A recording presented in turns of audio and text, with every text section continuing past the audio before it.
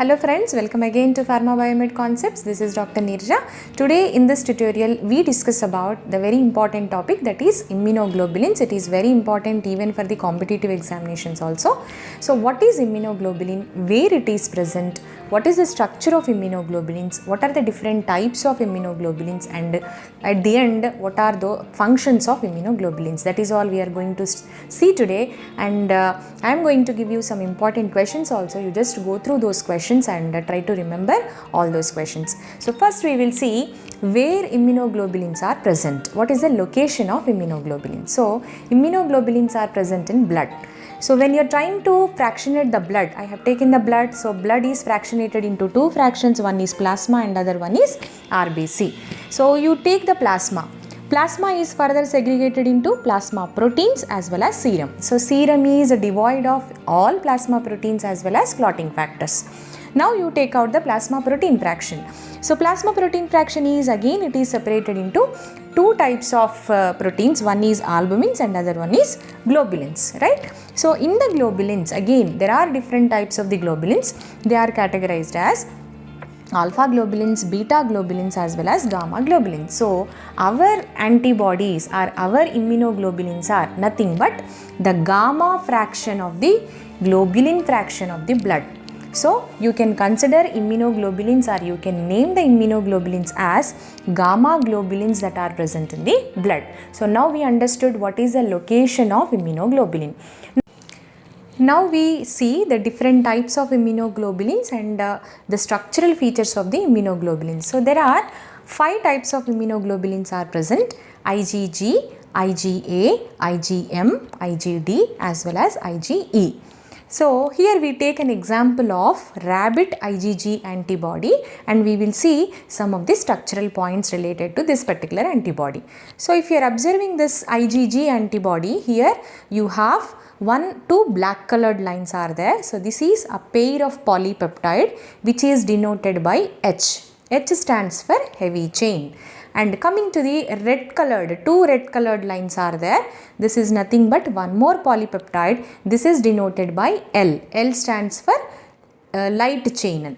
So H chain molecular weight is more and light chain molecular weight is less.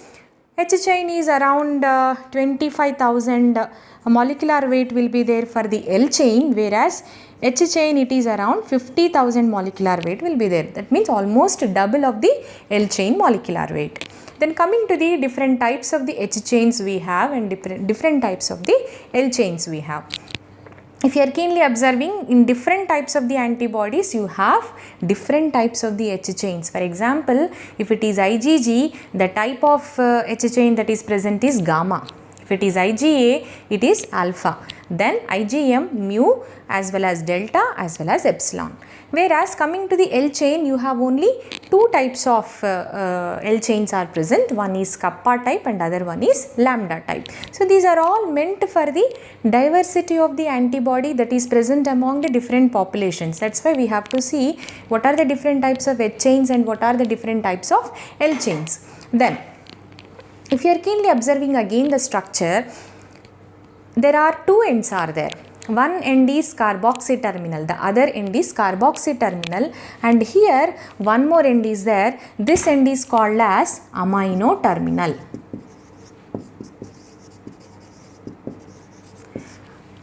Any polypeptide, it is made up of two ends. One is carboxy terminal and other one is amino terminal. So in the amino terminal you have two fractions. One FAB fraction is present and another FAB fraction is present.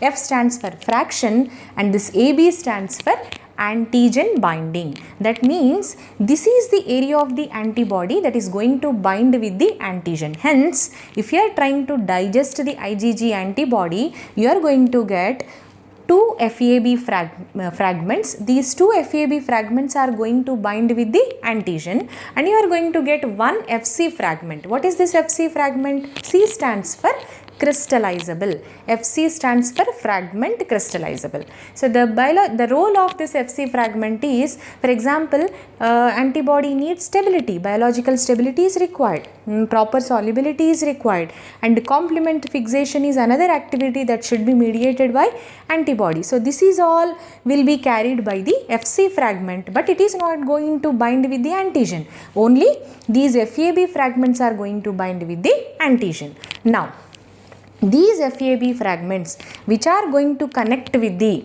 antigenic molecule, they are called as paratope.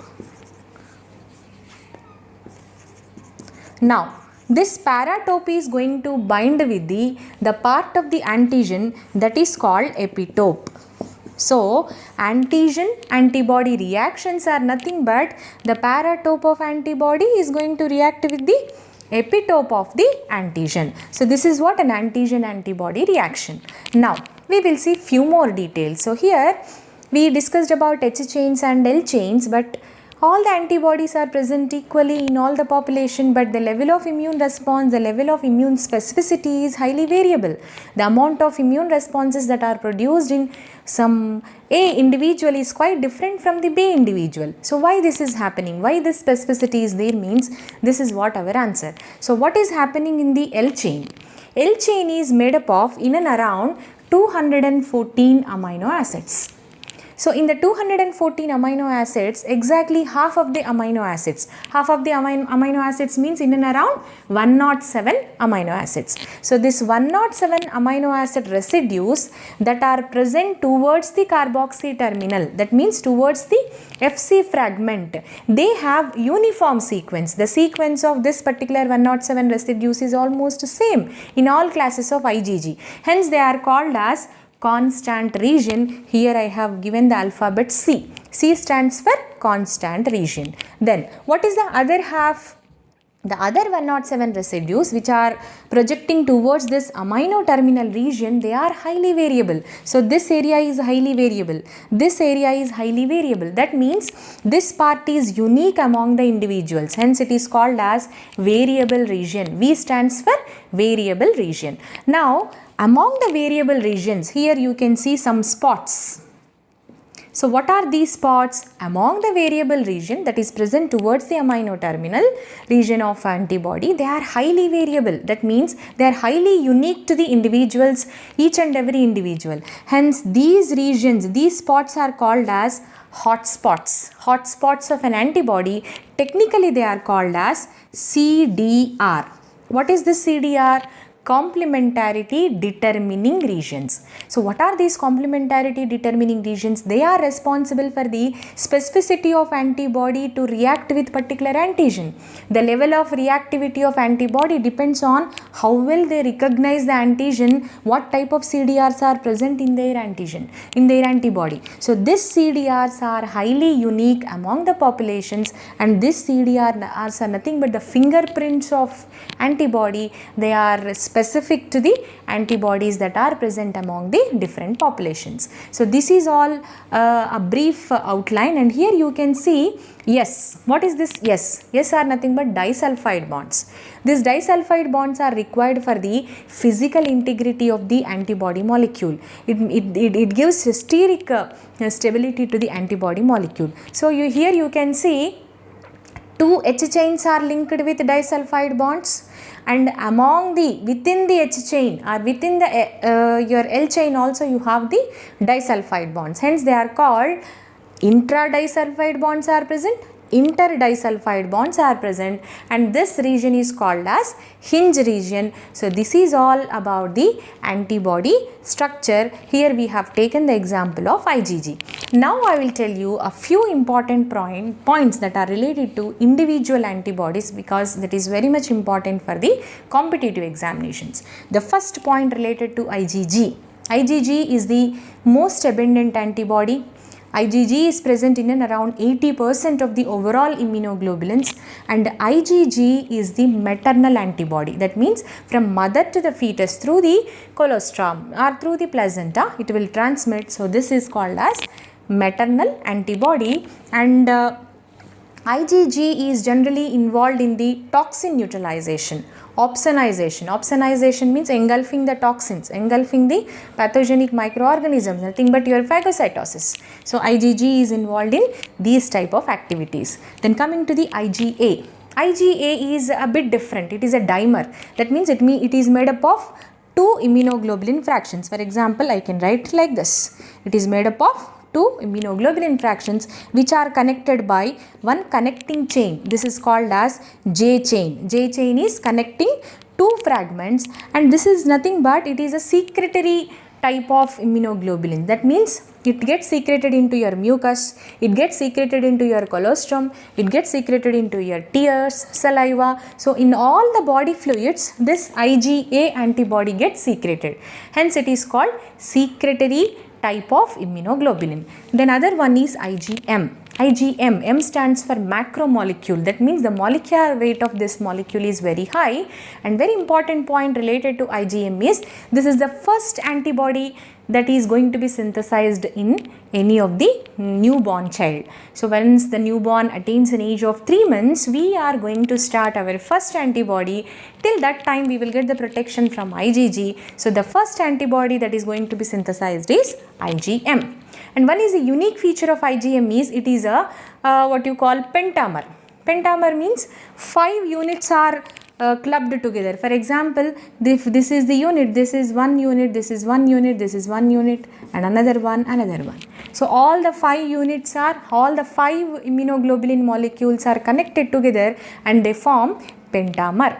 So this IgM is involved in the all types of major primary immune responses. That's why it is a very important antibody in the transmission of the immune response to get the immunity. Then coming to the IgD. This IgD is also like your IgG. This IgD is present in the surface of the B cells. So it activates B cells to synthesize all other antibodies. So hence this IgD is called as B cell receptor. It is simply called as B cell receptor. Then the final one is IgE. This IgE is secreted from the mast cells, and IgE mediates allergic responses. These allergic responses are called as hypersensitivity reactions, which are one type of protective responses. So IgE is going to mediate allergic or anaphylactic or hypersensitivity reactions. So this is all about the individual immunoglobulins. Hope you understand what is immunoglobulin and what is the structure of immunoglobulin, and of course what are the important points to be remembered under each class of immunoglobulins. If you like it, please subscribe, share and pass it to many more. Thank you one and all.